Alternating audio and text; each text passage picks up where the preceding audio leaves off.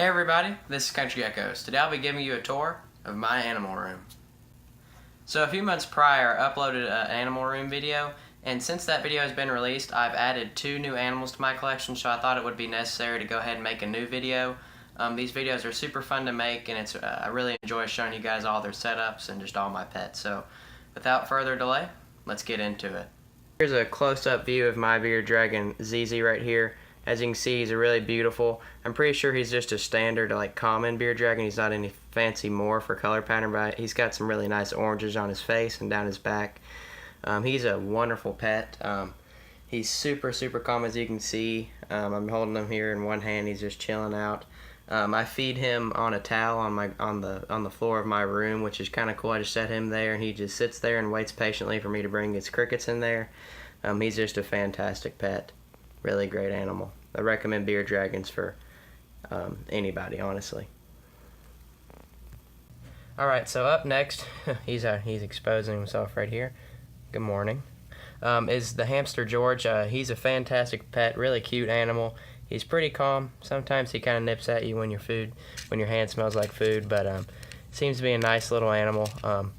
I like him. He's got a really nice cage right here. Let's see if he can eat this pellet out of my hand. There we go.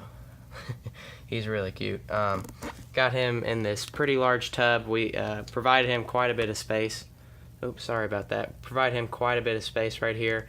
Good depth of bedding right here. Super soft. I think this is the Carefresh bedding. Seems to work really well. And the great thing about this tub right here is it's open. It's open, so you're not going to have to worry about ammonia buildup and smell. Smell is, unless you put your face down in it, doesn't stink at all. It's pretty great. Great little setup. So I recommend, if you're getting a hamster, to get something like this, but make sure it's got high enough walls to where they can't get out. Alright guys, so here's my second new addition. This is a banana or coral glow ball python. Those of you that saw my new addition video, he's probably not new to you, but since that last animal room video, he is a new addition technically. So as you can see, he's a little wet because he had a little shedding issue, so I had to give him a little soaking, and I've kept the humidity just a tad higher. But as you can see, it seems that he's gotten just about all of his shed off. He's an absolutely beautiful snake, beautiful purples and oranges and yellows, some black spots as you can see in there. Just an absolutely gorgeous snake. He's been eating super well. I feel like he's already growing a tad. I feel like he's a little thicker. I've been feeding him appropriately sized mice. He's just been doing fantastic. I'll show you guys a quick look at his terrarium. So I'll go ahead and set him back in here. So in that new addition video, I had a name suggestion contest, and I want to thank you guys so much for all the name suggestions. In the end, I decided to go with the name Jerry. I thought that kind of makes my snake seem a little less intimidating because a lot of people I know are not big fans of my snake. So I thought that giving him kind of a name that lacks intimidation in the human world would kind of be appropriate for this snake. I think it's a pretty appropriate name. It's kind of a fun name. Just makes him seem a lot less mean to people who don't like him very much. But as you can see, I've got a pretty simple setup for him. In the last video, I did not have this head in here. That's mainly for shedding purposes because it kind of has like I guess you could say sharp corners, not to cut you or anything, but they're kind of much sharper than they would than a cork flat. So pretty basic setup: water dish, Reptile bark, hide, and hide. Alright everybody, so here is my fan favorite, it seems, Tomato Frog Elmo, who's quite the trooper. He's blind in one eye. He's pretty old. I believe he's 5 years old, which is quite old for a frog. But he's still a consistent eater. He's super tough, super hardy. Tomato frogs are just fantastic pets. He does not do a lot of moving. You guys who follow me for quite a while probably know that almost every single video he's in the exact same place as he was in the previous video. But you know that's expected because he is a burrowing species and he shows no ambition to hunt. He waits for the cricket to come strike at him first. So I'll give you guys kind of a look at his cage real quick. Super basic setup. I've just got some eco earth and sphagnum moss in there, maybe 3 to 4 inches of it. Got a drainage layer too, just because I like drainage layers, supports the microfauna, and I've got this plant in here which makes it looks good. Small water dish. Got some of these magnolia leaves which make really good food for the microfauna and provide hides if he wants to burrow under them. Got a cork flat and a heat pad over here and just a light for the plant. So he's a wonderful animal. Great frog. Alright guys, so here is my Gargoyle Gecko, red striped Gargoyle Gecko Comet, right here in my hand. As you can see, she's got some super beautiful coloration down her back. Very obviously a red striped Gargoyle Gecko. Gargoyle geckos lately, I've been seeing some absolutely crazy color patterns, just like pure red, like a rust red, some really pure, vibrant red stripes. As you can see, she's got some pretty red stripes, but I've seen ones with just insane coloration. Gargoyle geckos are really starting to hit the forefront, and people are starting to develop a lot of new color patternings for the Gargoyle Gecko. So I'll go ahead and set her back in her terrarium. I'll give you a quick look at her cage. So I've got her in this 12 by 12 by 18 exoterra terrarium with ivy growing down, and it's the desired effect that I was wanting was for it to fan out everywhere, and that's exactly what it did, which makes me pretty happy.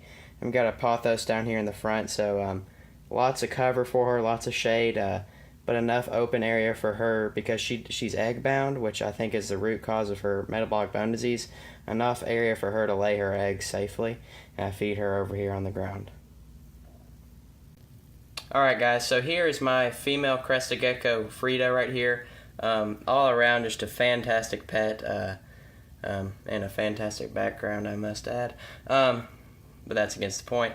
So Frida's just a fantastic animal. Crested geckos make wonderful pets for inexperienced or experienced reptile owners. They're very soft to the touch, very easy to care for. I'll show you her setup in just a moment. How long have I had her? I think she's 4 now, maybe 4.5 to 5 years old. She's been doing fantastic. As you can see, she's pretty chunky around that midsection. Not obese, but nice and healthy. I need to probably weigh her. I haven't weighed her in a little while, so I don't have an accurate measurement in mind. I think she's around 45 grams, 45 to 52 grams, something like that. But yeah, she's doing fantastic. I'll go ahead and show you guys her terrarium. Alright guys, so here's her terrarium right here. Pretty basic, just got a clay background in there with some ivy growing off the walls. Got this pothos that actually grows out of the cage. I almost clipped it off, then I realized I kind of like it. It's just like melding of nature into my room, which I think is kind of cool. Go ahead and set her back in there.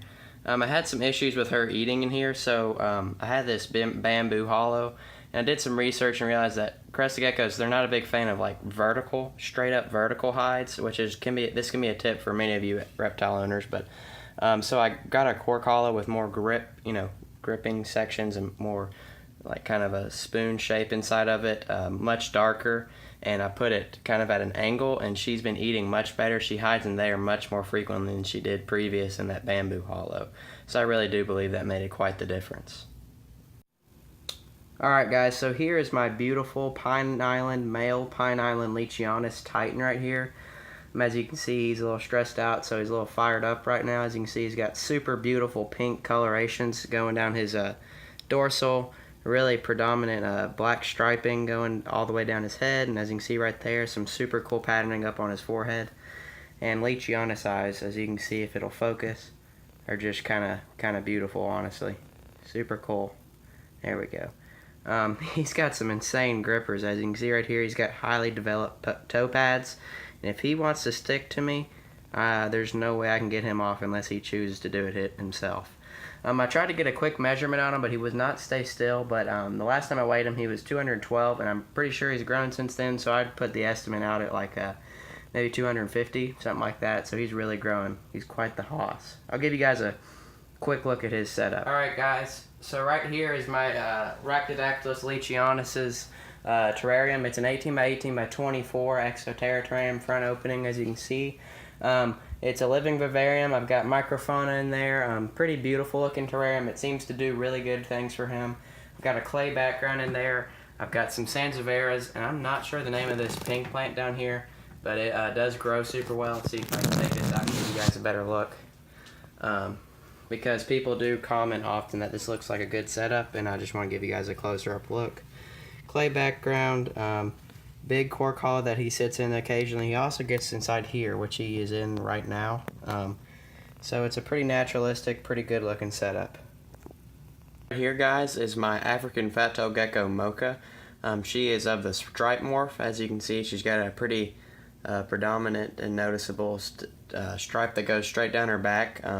She's a super calm-tempered gecko. She eats really well. She's very nice. As you can see, she just kind of chills on my hand. I've noticed that my African fat-tailed gecko personally is a little more chill than my leopard gecko. I'm not sure if that's the same for all, but in my case it is. So I'll go ahead and put her back in her cage and show you what her terrarium looks like. So I've got her in this Zoom Med terrarium. It's a super good terrarium. It's the equivalent of a 20-gallon. I've got a ficus in there. I've got a lot of cork and some ivy, a lot of moss, because you have to keep humidity for African fat-tailed geckos a little higher than leopard geckos. So there you go. That is my African fat-tailed gecko. Alright guys, so right here is my leopard gecko Fenix, who's trying to jump off my hand. But I've had him for, I think, 6 years. He was my first ever reptile pet. Along with a lot of other reptile owners, a leopard gecko was their first pet as well. They make fantastic first pets, super easy to care for. I've got him in this extra wide Exoterra front opening terrarium, and did a little skip back in there. I'll give you guys a closer look at what his terrarium looks like. Got the heat pad over here with the warm hide. I've got Eco Earth as the bedding. It seems to do the job, hold a little bit of humidity when he's shedding, and stays super dry when he's not. So that's really good. Cool hide over here, and another hide that goes partly over the heat pad and partly in the cool side. It's got some moss in there, so pretty nice setup for him. He's a wonderful pet. Right here, guys, is my fire-belly toad Bump. So I've gotten this tiny 8x8x12 Exoterra tank, which up front seems pretty tiny, but so far it seems to serve its purpose super well. In bigger terrariums, Bump wasn't too interested in eating. He kind of struggled eating, had a hard time finding his food. But I put him in this smaller terrarium that's easier to manage, easier to clean, because with the big water addition here and the big water features that you need for fire-belly toads, it requires a good bit of cleaning and maintenance. He seems to be eating super well in here. He hangs out in this little water dish all the time. I put this rock in there to give him a little landing, because a lot of times they just kind of like to submerge themselves in water, not to have to swim around the whole time. So it kind of makes his floating job a little easier. Got a pothos in here, a live pothos cutting, a little leaf, and some sphagnum moss. So super simple setup, serves him really well. Alright guys, so that'll do it for this video. I want to thank you guys so much for checking out this video. I had a great time making it. Go ahead down below and comment your favorite animal and your favorite setup. I don't really have a favorite animal because I like them all equally, but my favorite setup is probably my Chianus setup.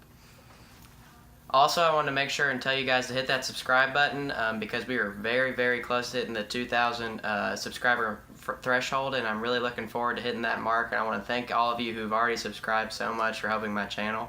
So guys, that's all I have for you today. Be on the lookout for some new great informative videos and new great fun videos involving my animals.